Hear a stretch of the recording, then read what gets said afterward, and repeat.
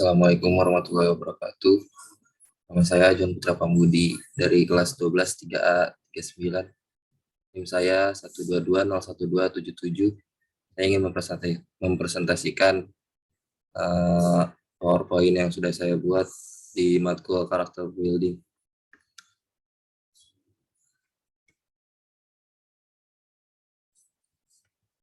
Apa itu pendidikan? Dalam bahasa Inggris, pendidikan berarti education, sedangkan dalam bahasa Latin berarti educatum, yang berasal dari kata dan duco. Berarti perkembangan dari luar, dari dalam, ataupun perkembangan dari sedikit menuju banyak.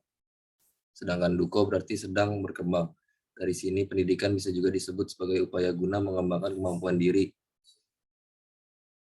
Menurut Wikipedia, pendidikan ialah pembelajaran pengetahuan, keterampilan, serta kebiasaan sekelompok orang yang diturunkan dari satu generasi ke generasi selanjutnya melalui pengajaran, penelitian, serta pelatihan. Berikut pengertian pendidikan menurut ahli. Menurut Ki Hajar Dewantara, ia mengemukakan bahwa pengertian pendidikan ialah tuntutan tumbuh dan berkembangnya anak. Artinya, pendidikan merupakan upaya untuk menuntun kekuatan kodrat pada diri setiap anak agar mereka mampu tumbuh dan berkembang sebagai manusia maupun sebagai anggota masyarakat yang bisa mencapai keselamatan dan kebahagiaan dalam hidup mereka. Tujuan pendidikan di dalam UU nomor 20 tahun 2003 tentang sistem pendidikan nasional pasal 3 disebutkan tentang tujuan pendidikan, yakni mengembangkan potensi peserta didik agar menjadi manusia yang beriman dan bertakwa kepada Tuhan Yang Maha Esa, berakhlak mulia, sehat, berilmu, cakap, kreatif, mandiri, serta menjadikan warga negara yang demokratis juga bertanggung jawab.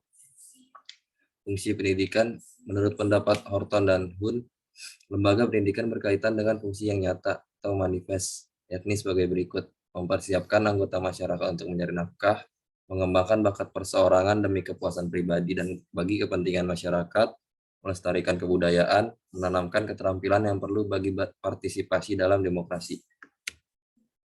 Keprihatinan pendidikan di Indonesia. Pendidikan adalah kunci utama terwujudnya cita-cita suatu negeri. Pendidikan yang baik diharapkan mampu mengembangkan kualitas SDM sedini mungkin, terarah, terpadu, dan menyeluruh melalui berbagai upaya. Karenanya ketidakefektifan pelaksanaan pendidikan tidak akan mampu menghasilkan lulusan yang berkualitas. Keadaan seperti itu malah akan menimbulkan masalah-masalah lain, mulai dari pengangguran, belum lagi masalah mahalnya biaya pendidikan. Pendidikan di Indonesia menjadi sulit bagi penduduk yang hidup di bawah garis kemiskinan. Selain kemauan mereka yang tidak pernah tumbuh dan sadar untuk berpendidikan, faktor ekonomi menjadi alasan utama mereka untuk menghindar. Pemerintah memang sudah mengadakan program pendidikan gratis, namun masih ada biaya-biaya lain yang menghantui siapa saja yang mau untuk berpendidikan, kenakalan remaja, pergaulan bebas, dan lain-lain.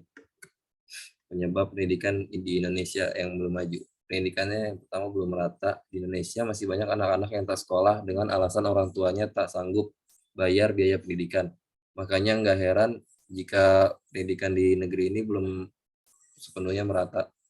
Pemerintah berupaya dengan berbagai cara untuk meminimalisir bahkan menggratiskan sebagian biaya pendidikan. Tapi dalam praktiknya tetap saja masih ada kalangan yang masih kesulitan menyalahkan kedua anaknya. Yang kedua, kualitas guru yang masih di bawah standar. Kualitas seorang guru tentu mempengaruhi kualitas siswa didiknya. Jika kualitas guru kurang, bisa dibayangkan seperti apa jadinya wajah bangsa ini. Itulah yang terjadi di berbagai daerah di Indonesia. Oleh karenanya, pendidikan guru dan pemberdayaan guru honorer harus mendapat perhatian lebih dari pemerintah.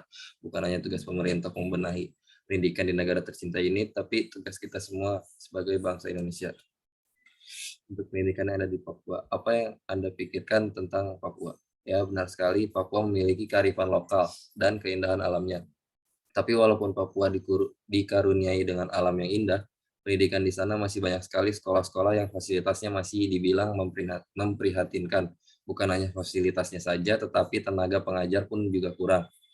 Kondisi di Papua menjadi batasan bagi anak-anak dan orang tua di sana untuk mendapatkan pendidikan dasar, sekalipun banyak yang mengalami kesulitan ekonomi sehingga tidak menyekolahkan anaknya. Gagasan saya untuk pendidikan di sana ialah memberikan pengembangan untuk pendidikan yang bebas biaya dan kualitas agar anak-anak di sana yang tidak bisa sekolah karena masalah ekonomi bisa sekolah dengan layak seperti di daerah lain yang ada di Indonesia.